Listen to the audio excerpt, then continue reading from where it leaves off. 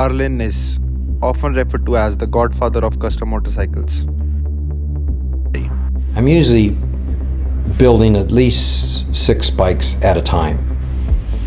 I mean, I've always have, where you have things started all the time, so you're waiting for parts, or you're going to have this done so you can jump over and work on something else, and it makes it nice so you have something new coming out every quarter, or every half a year, and it's something new, so it's good for the PR and the magazine articles, and to kind of keep your name out there. I've tried a whole lot of different things, from the antique look to the Bugatti look to the full-bodied bikes. I started to try to bring the drag racing look onto the street. Kind of always stuck to the long, low bike. That's kind of always been my trademark. I always liked that look. History of Arlen Ness motorcycles. Arlen Ness is more than just a brand. Arlen Ness was a living legend of custom motorcycle world, widely recognized for his groundbreaking designs with smooth lines, polished shapes, and small details.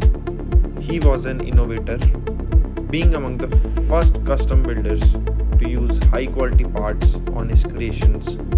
This made him stand out in the bike industry.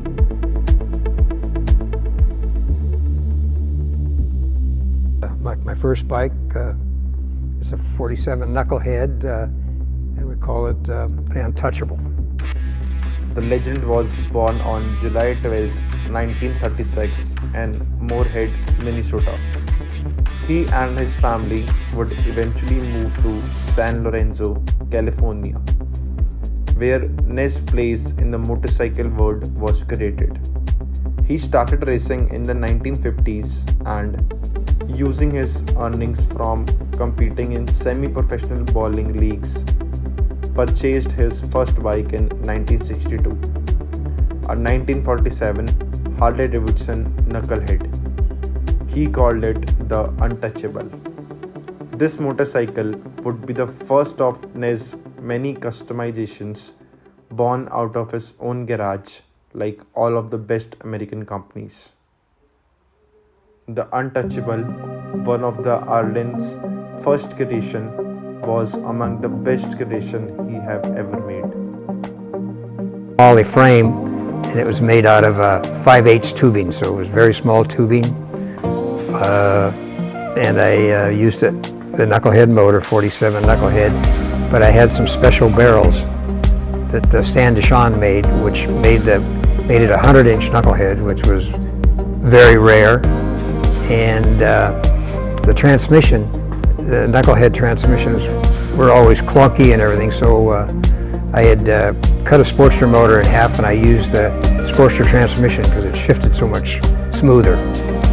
And put a blower on it with the carburetors, and I kept adding every year. I would add more stuff to it. That's why it looks like it did for those days. This bike was like the first custom that I ever did, because I only had one bike, and in those days I was painting motorcycles in the garage. I didn't have a shop or anything. In fact, I worked a day job, and then I painted at night and weekends. And this bike here, in those days, it didn't look like it does now, because I would recustomize it, every other year or something like that. When you wanted to put it in a bike show or whatever, couldn't put the same bike in, so you had to make serious changes, or to get it put in the show. So that's why I was changing it around all the time. I really enjoyed going to the bike shows and meet a lot of people. It was good times. My wife, what she thought about motorcycles, she was never too excited about them, but she didn't want me to have one, of course. But I ended up buying one she didn't know about. Early days of Arlen Ness motorcycles, Ness opened up his first motorcycle repair shop on East 14th Street in San Lorenzo. Here, he started selling a collection of trademark billet parts to the customers, a very new practice in the motorcycle world.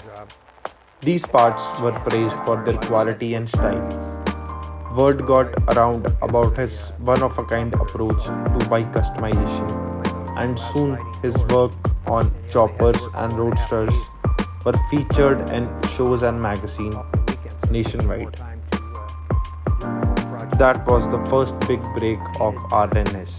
Garage, and then at night I had a little store up on East 14th, and I would go in there from 6 to 10 and paint all day, and then I'd go in there to take the paint jobs, and started making a few parts, a fiberglass fender and handlebars and some things like that. I started them when I did quit my job and just worked painting and then running the store at night, and so I'd get ideas to make, well, like I say.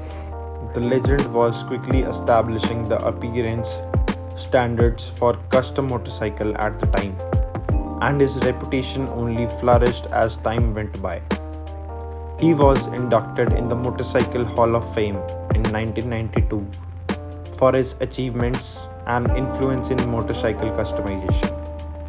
Despite passing away on March 22, 2019 at 79 years old, the legend and his legacy lives on.